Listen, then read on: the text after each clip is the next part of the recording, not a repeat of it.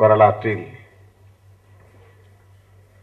ஒரு புதிய சகாப்தத்தை படைத்துக் கொண்டிருக்கிற இயக்குனர் அமீர் அவர்களே, நடிகர் ஷியாம் அவர்களே, திருமதி ரெஹேனா அவர்களே, திருமிகு பொன்னுசாமி அவர்களே, இந்த படத்தின் நாயகர்கள் வசந்த் அவர்களே, ரவி அவர்களே, சிந்துராஜ் அவர்களே,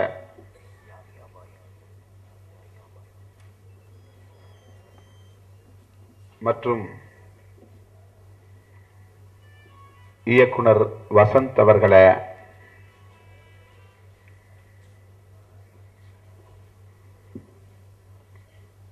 உலகமெங்கும் வாழுகிற புலம்பெயர்ந்த தமிழர்களின் நன்மதிப்பை பெற்றிருக்கிற பாடகர் மாணிக்க விநாயகம் அவர்களே, யாகியா பாய் அவர்களே, இந்த நிகழ்ச்சியில் பங்கேற்று இந்த வரலாற்று சிறப்பு வாய்ந்த ஒரு வாய்ப்பை எனக்கு வழங்கிய முத்துமாரியம்மன் கிரியேஷன்ஸ் மற்றும் அலைகள் மூவிஸ் ஆகிய நிறுவனங்களின் உரிமையாளர்களே, பொறுப்பாளர்களே, நிர்வாகிகளே, வளர்ந்து வருகிற இயக்குனர் அன்பு சகோதரர் செல்வகுமரன் அவர்களே,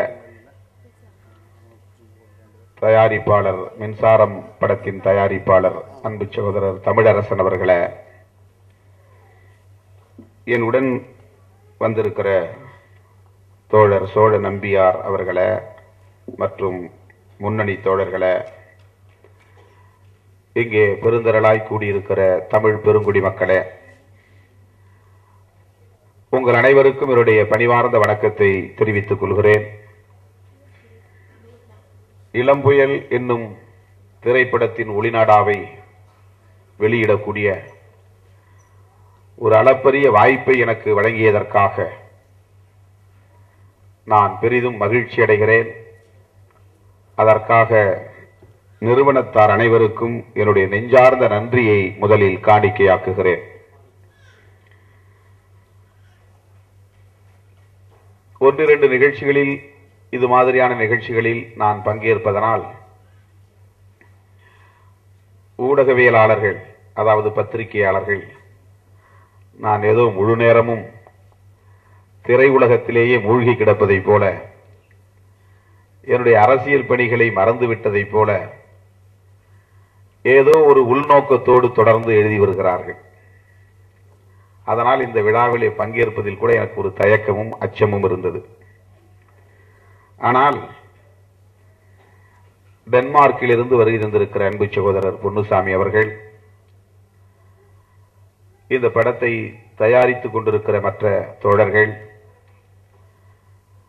என் மீது கொண்டிருக்கிற அன்பின் காரணமாக, பற்றின் காரணமாக நீங்கள் இந்த விழாவில் பங்கேற்க வேண்டும் என்று அழைப்பு விடுக்காமல் கட்டளையிட்டார்கள்.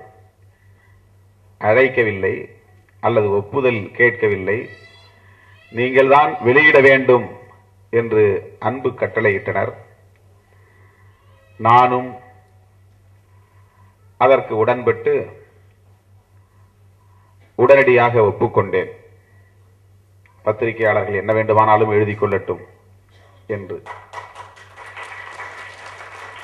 அன்பு தோழி என்கிற படத்தில் கூட அப்படித்தான். நான் ஒரு நடிகன் அல்ல, அந்த தொழிலுக்கும் எனக்கும் எந்த விதமான தொடர்பும் இல்லை, சுட்டு போட்டால் கூட நடிப்பு வராது என்று எவ்வளவோ சொல்லியும் ஒரு வருடத்திற்கு மேலாக தொடர்ந்து வந்து என்னை, இது ஒரு தமிழர்கள் வாழ்க்கை வரலாற்றை அடிப்படையாக கொண்ட ஒரு பாத்திரம், ஒரு 4 நாட்கள் மட்டும் நீங்கள் எங்களுக்கு நேரம் ஒதுக்கி கொடுத்தால் போதும், நட்பின் அடிப்படையிலே என்றுதான் கேட்டார்கள். நான் பெரும்பாலான நேரங்களில் நட்புக்காக வளைந்து விடுவதுண்டு, அதிகாரத்திற்கு வளைவதில்லை, ஆதிக்கத்திற்கு வளைய மாட்டேன். நட்புக்காக நான் அப்படி வளைந்து விடுவதுண்டு. ஆகவே தொழில் அடிப்படையில் இல்லாமல், எந்த விதமான வருமான நோக்கமும் இல்லாமல், அல்லது திரைப்பட உலகத்தில் ஏதாவது சாதிக்க வேண்டும் என்றெல்லாம் எண்ணாமல், அப்படியெல்லாம் எந்த நோக்கமும் கிடையாது. நட்பின் அடிப்படையிலே அந்த திரைப்படத்தில் சில காட்சிகள் வருவதற்கு நான் ஒப்புக்கொண்டேன்.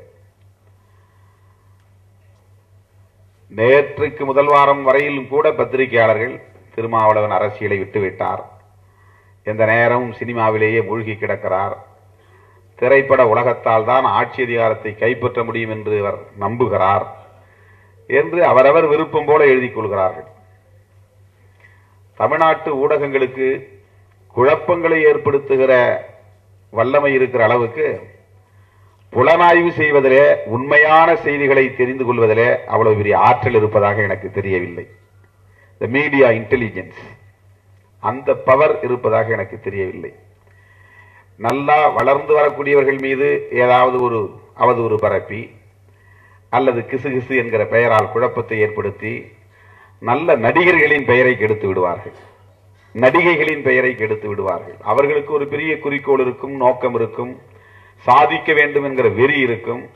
அந்த நேரத்தில் இவர்கள் ஆதாரம் இல்லாமல் ஏதாவது செய்தியை எழுதி அவர்களின் வாழ்க்கையவே வீணாக்கி விடுவார்கள். இது வருத்தத்தோடு நான் சொல்லுகிறேன். ஊடகவியலாளர்கள் மீது குற்றம் சாட்ட வேண்டும் என்பதற்காக அல்ல. பேனா பிடிக்கிறவர்கள் நாம் எதை எழுதுகிறோம், யாரை பற்றி எழுதுகிறோம், எதற்காக எழுதுகிறோம் என்பதை ஒரு நொடியாவது எண்ணி பார்த்துவிட்டு எழுதுவது நல்லது. பரபரப்பு என்கிற பெயரால் வணிக நோக்கில் எத்தனையோ நடிகர் நடிகைகளின் கனவுகள் களையக்கூடிய வகையிலே, அவர்களின் இலக்கை எட்ட முடியாத அளவுக்கு பாதிப்படையக்கூடிய வகையிலே எழுதிவிடுகிறார்கள்.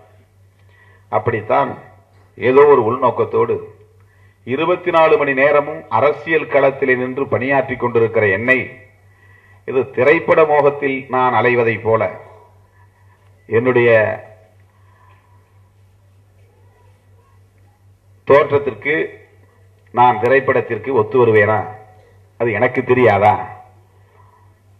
எந்த அளவுக்கு இதில் எனக்கு ஆற்றல் இருக்கிறது என்பது எனக்கு தெரியாதா?